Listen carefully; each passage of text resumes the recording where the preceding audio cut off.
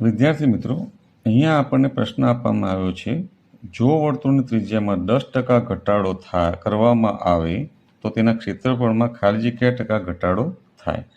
અને આપણને આ 4 જવાબ આપવામાં આવ્યા છે. તો આ પૈકી આપણે એક સાચો જવાબ ગણતરી કરીને શોધવાનો હોય છે.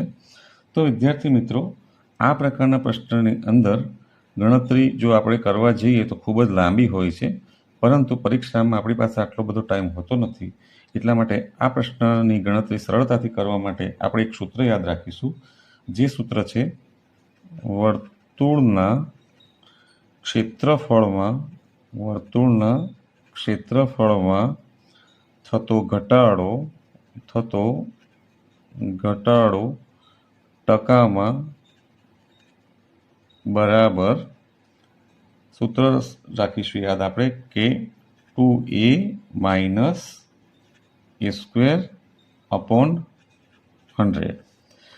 તો આ સૂત્રની અંદર એ જે છે એ ત્રિજ્યામાં થતો ઘટાડો ટકામાં છે, જ્યાં એ બરાબર ત્રિજ્યામાં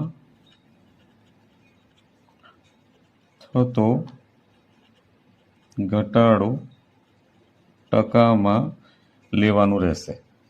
હવે વિદ્યાર્થી મિત્રો, આપણે લખીએ તો 2. હવે ત્રિજ્યામાં થતો ઘટાડો, ત્રિજ્યામાં 10% ઘટાડો થાય છે, એટલે ત્રિજ્યામાં થતો ઘટાડો ટકામાં લઈએ, પણ આપણે લખવાના છે અહીંયા 10 માઇનસ.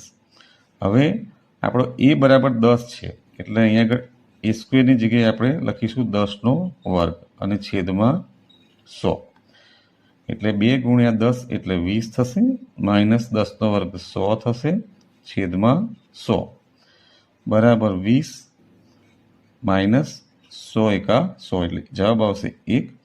ધેરફોર આપણે 20 - 1 કરીએ તો 19 જવાબ આપણો આવ્યો, જે આપણો જવાબ ટકામાં આવ્યો છે. એટલે આપણો સાચો જવાબ થશે વર્તુળના ક્ષેત્રફળમાં થતો ઘટાડો 19% થાય. તો આપણો જવાબ ડી સાચો જવાબ છે.